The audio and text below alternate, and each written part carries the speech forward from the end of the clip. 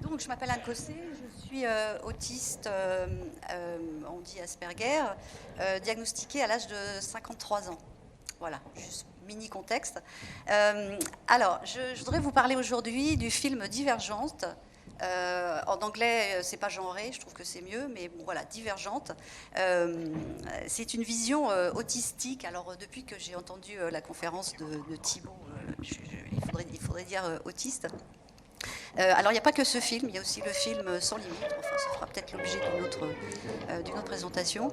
Alors, c'est un film de science-fiction qui est sorti en 2014. Il y a eu 3 opus, mais moi je vais vous parler du premier parce que c'est la base de toute la série. Euh, la question, c'est est-ce que c'est vraiment de la science-fiction? En fait, moi, dès que je l'ai vu, ça m'a vraiment sauté au cerveau, en fait, pas aux yeux, ça m'a tout de suite fait penser à la neurodiversité et plus précisément à la place des autistes dans la société.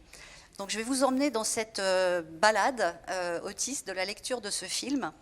Euh, alors, la société, alors ça se passe dans un monde post-apocalyptique, genre il y a eu une guerre nucléaire dans une ville qui ressemble à Chicago, qui est entourée de miradors. On n'a pas le droit d'aller de l'autre côté parce qu'on dit à la population que derrière, de l'autre côté, c'est invivable.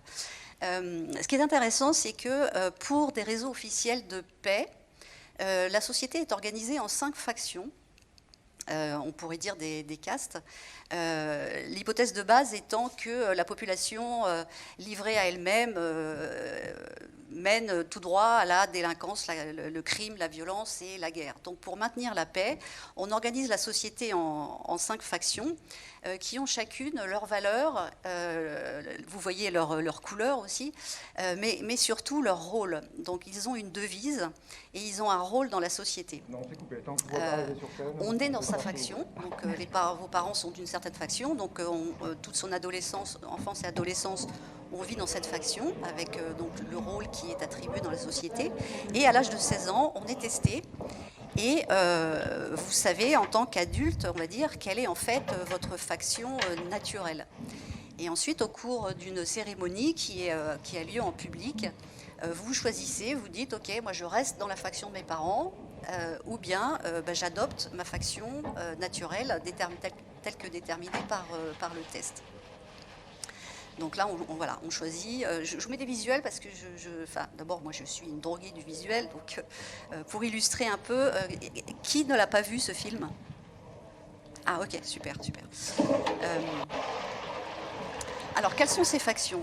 Je vous ai mis les mots en anglais parce que j'ai laissé les mots en anglais parce que je les trouve beaucoup plus pertinents. Je trouve que les traductions en français sont pas géniales. Alors, on a 5 factions. Juste, je vais résumer rapidement parce qu'on n'a que 10 minutes. Alors, on a les altruistes, abnegation, qui sont en fait, c'est la faction de naissance de l'héroïne, la fameuse divergente. Donc, ce sont les généreux et ils sont censés être incorruptibles. Et donc, leur est dévolu le rôle de gouverner. Alors cela dit, leur chef, qui est donc la chef de cette société, c'est une psychopathe complètement sadique, jouée par l'excellente Kate Winslet. Donc en fait, le discours officiel, c'est je veux servir mon pays, je place l'intérêt collectif de la nation au-dessus de mon intérêt personnel. Mais bon, en réalité, gouvernant égale dominateur, prêt à tout pour garder leur poste. On a les audacieux, Dauntless. Ce sont les courageux et donc leur rôle c'est de protéger la population. Donc là on trouve c'est la police, l'armée, donc ils ont un entraînement assez intense. C'est la faction que va choisir l'héroïne, car c'est son... Bon, elle choisit cette faction. Alors ensuite, on a les érudits. Alors ça, c'est très marrant, c'est les intellectuels, les savants, les sachants, les intelligents. Et alors, on ne sait pas trop bien à quoi ils servent. On les voit, ils sont dans les couloirs, ils sont devant des écrans. En fait, ils conseillent, ils influent, ils conseillent les gouvernants. On a les sincères qui placent l'honnêteté et la vérité au-dessus de tout. Et c'est la faction qui produit les juges. Donc, on va dire tout ce qui a trait à la justice. On a les fraternels, leur valeur c'est la paix, la gentillesse et l'harmonie. Ils sont chargés de cultiver la terre. Et alors, il y a ceux qui ne rentrent dans aucune faction, et ce sont les divergents. Donc ceux-là, ils doivent faire semblant de ne pas être divergents, parce qu'en fait, ils ne rentrent dans aucune case, ce n'est pas une faction officielle. Et enfin, il existe un dernier groupe, qui sont les sans faction. Donc ce sont les personnes qui n'ont pas réussi leur initiation dans leur faction choisie et qui vivent plutôt dans la pauvreté et qui font tous les métiers, on va dire, depuis le Covid, on appelle ça les essentiels et les premières lignes. Voilà, donc ils vivent dans des endroits assez sordides, sont pauvres, et en échange de leur travail, on leur donne, les altruistes, le gouvernement, leur donne des vêtements et de la nourriture. Et pareil, en fait, ce n'est pas une faction. Et on s'aperçoit au fur et à mesure du film que dans ce groupe de 100 factions, il y a énormément de divergents qui ne sont pas rentrés dans une faction et qui sont un peu des fugitifs, en fait. Donc voilà la société telle qu'elle est organisée. Donc là déjà, à partir de là, j'ai 1 milliard de choses à dire sur le rapport avec la place des autistes dans la société. L'héroïne qu'on voit là, alors, il paraît que ça fait... voilà, passe son test à l'âge de 16 ans, et évidemment, elle est divergente. La personne qui lui fait faire le test lui dit « Écoute, tu es divergente, donc là, il va falloir jouer serré. Je vais t'assigner une faction pour que tu vives tranquille. » Elle-même est divergente. Moi, elle lui dit « Je fais ça parce que je suis moi-même divergente, donc je veux t'aider. Je vais dire que tu es dauntless, les courageux. » Donc là, elle doit choisir entre... rester dans sa faction d'origine et rejoindre la faction des courageux. Je vous rappelle, c'est la police, l'armée, etc. Donc c'est super entraînement.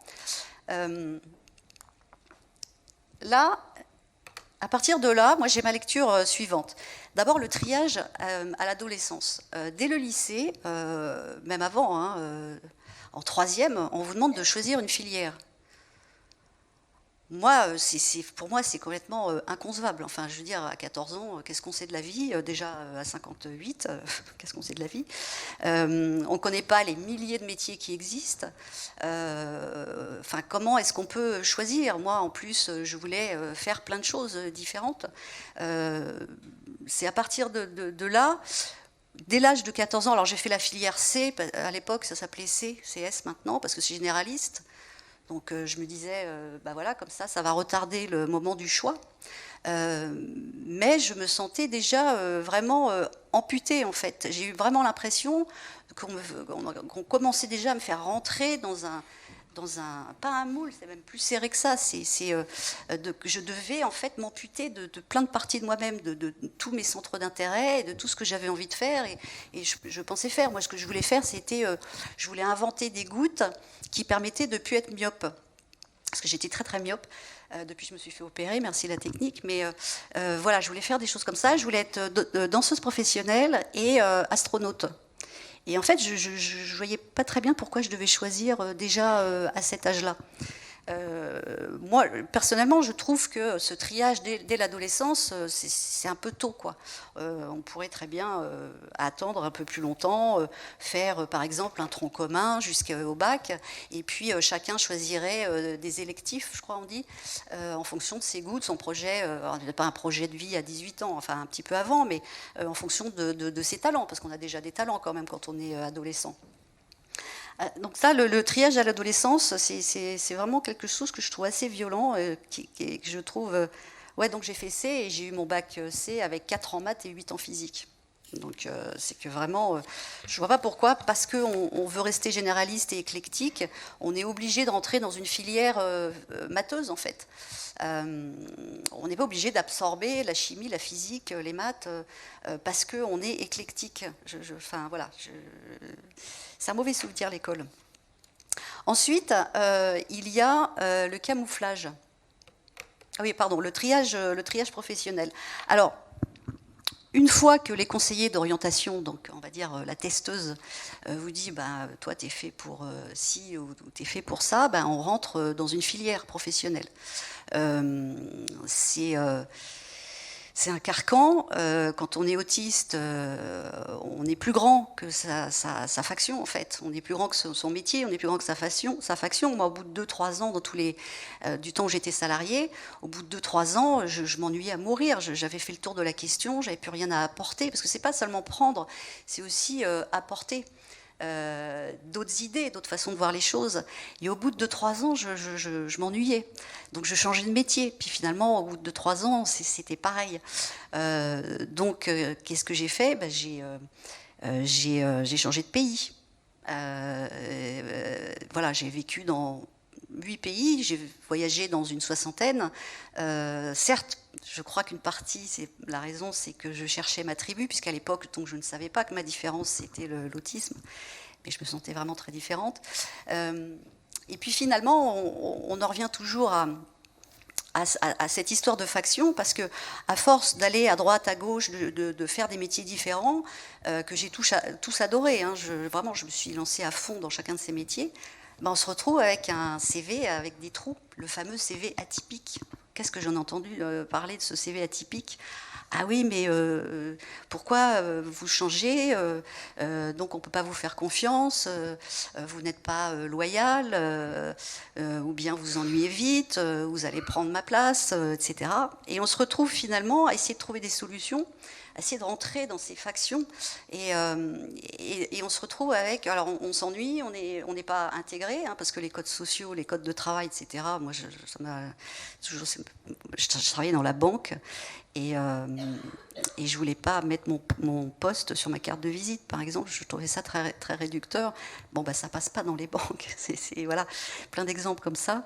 Et on se retrouve avec un CV à trous. Je crois que maintenant, ça a un peu évolué quand même, hein, parce que, moi, je suis née dans les années 60. J'ai commencé à travailler en 87. À l'époque, changer de métier, partir à l'étranger, etc., c'était quand même, c'était vraiment très différent. Enfin, les gens étaient complètement estomaqués. Maintenant, je crois que avec les problèmes économiques, etc., et puis les changements de mentalité, ça se fait plus. Mais bon, c'était pas génial. Donc, qu'est-ce qu'on fait à ce moment-là? On se dit bon, bah, j'ai tout essayé. Ça, j'en ai parlé. Et ben, je camoufle. Donc je vais essayer de rentrer dans le moule. Voilà, je vais me couper les ailes, je vais copier ce que les autres font, ce que les autres disent. Je prends un métier normal, un métier typique. Seulement le problème, c'est qu'il y a un énorme prix à payer. C'est qu'on ne sait plus qui on est. Moi, je me souviens, j'ai fait des séances de MDR. La première question que le praticien m'a posée, c'est pourquoi êtes-vous là? Et ce qui est sorti de ma bouche, je ne m'y attendais pas, c'est je ne sais pas qui je suis. Et j'avais 50 ans. Et c'est ça le problème du camouflage, c'est que on perd son identité. Ce n'est pas que un jeu social, c'est qu'on ne sait plus qui on est. On perd sa confiance aussi. On se dit bah finalement ma différence, c'est un handicap. Alors qu'on a vu tout aujourd'hui que non, pas du tout, c'est vraiment une contribution majeure à la société. Donc on voit que dans le film, dès qu'elle est testée, hein, dans le film, on voit bien que c'est pas une faction. Les divergents doivent se camoufler et rentrer dans des factions et ne pas dire qu'ils sont divergents. Après, est-ce qu'ils perdent leur identité? Je ne sais pas, je vais re-regarder le film pour la 5e fois. En revanche, quand on est dans sa faction et qu'on découvre qu'il y a d'autres divergents, mais ça c'est le bonheur total. Parce qu'on se dit, mais je ne suis pas seule, et puis je peux enfin discuter avec des personnes qui pensent comme moi, qui agissent comme moi, qui font la même expérience. Et ça peut amener au militantisme. Je ne sais pas si vous avez remarqué le nombre, surtout maintenant, d'autistes, principalement Asperger, qui militent. Béatrice, tout à l'heure, parlait de la sensibilisation. C'est une forme de militantisme. On a tellement besoin de vous faire comprendre, neurotypiques, chers amis neurotypiques, comment on fonctionne, et puis surtout votre impact sur nos joies et sur nos peines, qu'on en vient à militer. Bon, je crois que ce militantisme ne sera jamais aussi violent que ce qui a été nécessaire pour d'autres causes, parce que pour nous c'est très difficile, le bruit, le chaos, les regroupements, etc. Donc je pense qu'il n'y aura jamais de sit-up comme pour par exemple la cause LGBT. Mais bon, nous sommes très très nombreux dans le monde entier à militer pour la reconnaissance de la neurodiversité. Chacun dans nos factions, en fait. Je crois qu'un point aussi qui moi, m'a sauté aux yeux dans le film, c'est l'eugénisme, le risque de l'eugénisme. Alors, j'ai reporté 2 définitions.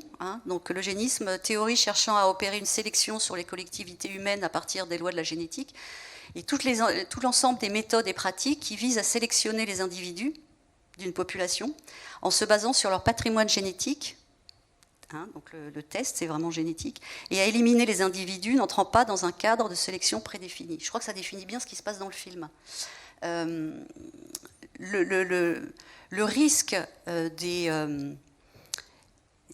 le risque, je vais dire paradigme, je ne sais pas si Béatrice est là, j'ai entendu qu'elle ça la hérisse, mais voilà, le risque du paradigme médical, de la maladie, de la pathologie, c'est on en arrive à des approches du style vaincre l'autisme, sortir de l'autisme, éradiquer l'autisme. Les divergents dans ce film sont éradiqués, en fait. Soit ils disparaissent parce qu'ils doivent se diluer dans les factions, soit ils doivent rejoindre finalement les sans factions et disparaître un peu parce que les conditions de vie, c'est vraiment le bas de la pyramide de Maslow, donc effectivement on disparaît finalement. Éradiquer l'autisme, ça veut dire éradiquer les autistes. C'est ça que ça veut dire. Il y a quand même une association qui s'appelle Vaincre l'autisme. Les autistes ne sont pas des neurotypiques qui ont par-dessus eux une couche dont ils peuvent s'extraire. Donc moi, par exemple, je suis très très suspicieuse de la recherche. La recherche telle qu'elle a été expliquée par Thibaut tout à l'heure, Moulas, je trouve que c'est intéressant. Mais pourquoi rechercher ce qui provoque l'autisme ? Moi, je ne veux pas qu'on arrive au point où on se dit « ah bah tiens, c'est une maladie, on sait, dans le ventre de la mère, on fait un test, et puis à ce moment-là, ça peut amener à l'avortement thérapeutique ». Donc des millions d'autistes pourraient ne pas avoir le jour. Et voilà, je trouve que c'est dommage pour le monde qui a bénéficié depuis de très longtemps de la façon différente de penser qui est notre caractéristique. Et pour finir, je voudrais parler du diagnostic. Le premier message que la société délivre, comme dans le film, La Testeuse, surtout cache-le. Moi, c'est un message que j'entends très souvent. Surtout, le dis pas trop. Alors maintenant, c'est trop tard, je suis vraiment exposée, surtout avec Internet. Il suffit d'avoir un blog, écrire un livre. Et là, voilà, c'est pour la vie, tout le monde le sait. Récemment, je rejoins un nouvel immeuble, là, et le président du conseil syndical que j'ai rencontré, je commence à lui dire « oui, alors voilà, moi j'ai fait des études qui pourraient intéresser le conseil syndical ». Il me dit « j'ai fait des recherches sur vous ». Je dis « ah, ok ». Bon, alors donc vous savez que je suis autiste. Il me dit « bah oui ». Voilà. Mais le message principal, c'est « oui, bon, le dis pas trop, ton banquier, ton assureur, etc. » Et en fait, non. En fait, moi, personnellement, je comprends pourquoi on ne veut pas le dire, mais je pense qu'on ne fait avancer le schmilblick que par l'exemple. Alors après, il faut encaisser de s'exposer, mais c'est vraiment par l'exemple, en fait, qu'on fait avancer la cause. Donc, non, moi, je fais le choix de ne pas le cacher. Nous sommes très nombreux. Donc, j'ai commencé un blog, depuis 2 ans maintenant, j'ai un blog sur l'autisme positif, c'est-à-dire que je préfère mettre l'accent, moi je mets le projecteur sur ce qui est positif dans l'autisme. Parce que je vais vous dire une vérité, c'est que s'il existait une pilule ou que sais-je pour ne plus être autiste, je ne la prendrais pas. Parce qu'il y a des côtés extrêmement jouissifs de notre façon de penser la sensorialité, les liens qu'on peut faire, etc. Et je voudrais mettre, moi, le spot là-dessus. Donc, j'ai trouvé autisme positif, il y a peut-être un meilleur thème. Et puis voilà, un livre de témoignages. Je suis très heureuse de voir toutes les personnes qui militent, qui s'exposent, et toutes les personnes neurotypiques qui essaient de nous comprendre en nous demandant, parce que les vrais experts, ce sont les personnes qui vivent la condition. Voilà, donc écoutez, continuons d'être majestueusement étranges. Et puis si vous voulez me contacter, vous pouvez me contacter par le blog. Merci pour votre attention.